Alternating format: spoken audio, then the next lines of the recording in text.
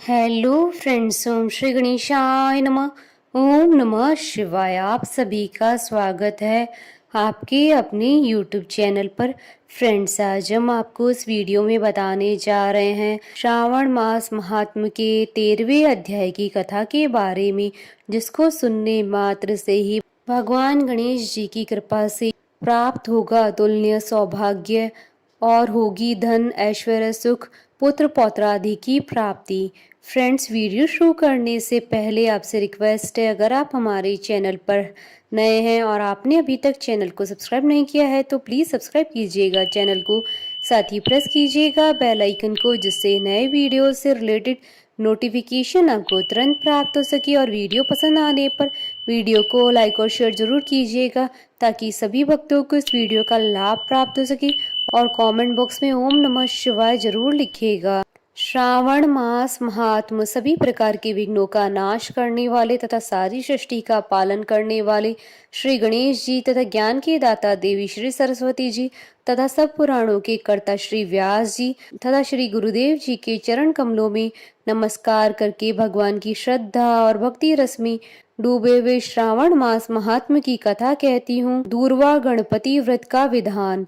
सनत कुमार बोले, हे भगवान, किस व्रत के द्वारा अतुलनीय सौभाग्य प्राप्त होता है और मनुष्य पुत्र पौत्र धन ऐश्वर्य तथा सुख प्राप्त करता है? हे महादेव, व्रतों में उत्तम उस व्रत को आप मुझे बताइए। ईश्वर बोले, हे सनत कुमार, तीनों लोकों में विख्यात दूर्वा गणपति व्रत है। सर्वप्रथम भगवती पार्वती ने श्रद्धा के साथ इस व्रत को किया था। हे मुनि सतम, इसी प्रकार पूर्व में सरस्वती, महेंद्र, विष्णु, कुबेर, अन्य देवता, मुनिजन, गंधर्व, किन्नर, इन सभी ने भी इस व्रत को किया था। श्रावण मास की शुक्ल पक्ष की शुद्ध व महापुण्यदायिनी चतुर्थी तिथि को इस व्रत को करना चाहिए, क्योंकि उसी दिन सभी पाप समूह का नाश हो जाता है। चतुर्थी के दिन स्वर्ण पीठासीन स्थित एक दंत गजानन विघ्नेश की स्वर्णमयी प्रतिमा बनाकर उसके आधार पर स्वर्णमय दूर्वा को व्यवस्थित करने के पश्चात विघ्नेश्वर को रक्त वस्त्र से वेष्टित ताम्रमय पात्र के ऊपर रखकर सर्वोत्त भद्रमंडल में रक्त पुष्पों से अपामार्ग शमी दूर्वा बिलपत्र, इन पत्रों से अन्य उपलब्ध सुगंधित पुष्पों से सुगंधित द्रव्यों से फलों से तथा मोदकों से उनकी पूजा करनी चाहिए और उन्हें उपहार अर्पित करना चाहिए।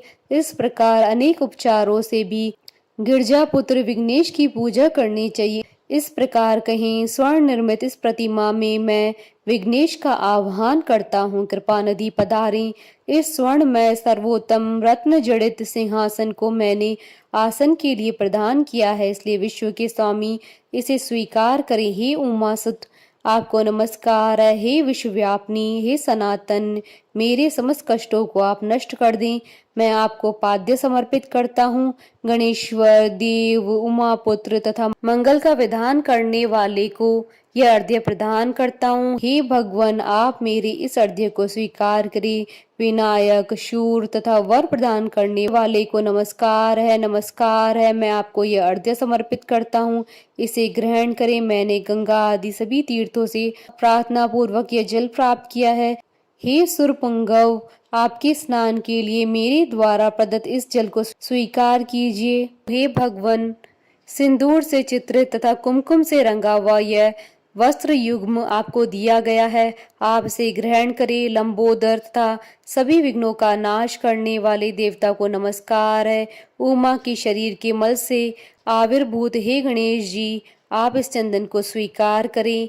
हे सुरश्रेष्ठ, मैंने भक्ति के साथ आपको रक्त चंदन से मिश्रित अक्षत अर्पण किया है। हे सुरसत्तम, आप इसे स्वीकार करें। मैं चंपा के पुष्पों, केतकी के पत्रों तथा जपा कुसुम के पुष्पों से गौरी पुत्र की पूजा करता हूँ। आप मेरे ऊपर प्रसन्न हो। सभी लोगों का अनुग्रह करने तथा दानवों का वध करने के लिए स्कंद गुरु के रूप में अवतार ग्रहण करने वाले आप प्रसन्नता पूर्वक यह धूप लीजिए।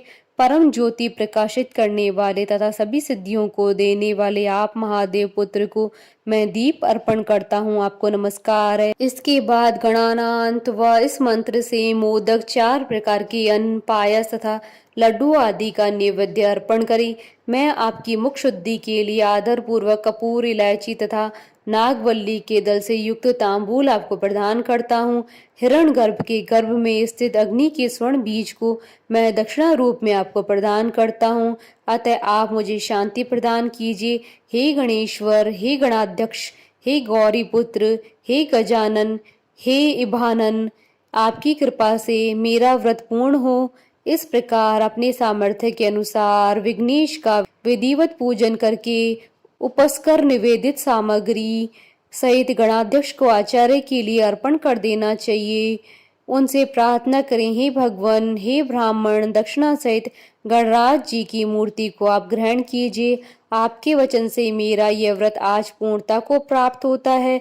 जो मनुष्य 5 वर्ष तक इस प्रकार व्रत करके उद्यापन करता है वह वांछित मनोरथों को प्राप्त करता है और देहांत के बाद शिवलोक को जाता है। अथवा 3 वर्ष तक जो इस व्रत को करता है वह सभी सिद्धियां प्राप्त करता है। जो व्यक्ति उद्यापन के बिना ही उस उत्तम व्रत को करता है, विधि के अनुसार भी उसका जो कुछ भी किया हुआ होता है वह सब निष्फल हो जाता है। अब उद्यापन विधि बताई जाती है। उद्यापन के दिन प्रातः काल तिलों से स्नान करें। उसके बाद व्यक्ति 1 पल या आधा पल या उसके भी आधे पल की स्वर्ण की गणपति जी की प्रतिमा बनाकर पंचगव्य से स्नान कराकर भक्ति तथा श्रद्धा के साथ 10 नाम मंत्रों से दूर्वा दलों से सम्यक पूजन करे। हे गणाधीश, हे उमापुत्र, हे अघनाशन, हे विनायक, हे ईशपुत्र, हे सर्व सिद्धि प्रदायक, हे एकदंत, हे इब्भवक्त्र, हे मूषकराज, आपको नमस्कार है। आप कुमार गुरु को नमस्कार है। इन नाम पदों से पृथक पृथक पूजन करें।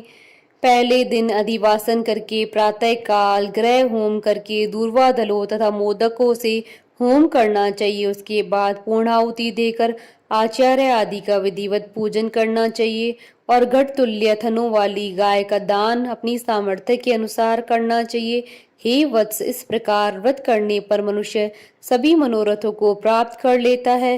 हे सनत कुमार, अपने प्रिय पुत्र गणेश के व्रत को करने से संतुष्ट होकर मैं उस मनुष्य को पृथ्वी पर सभी सुख प्रदान करके अंत में उसे सद्गति देता हूँ।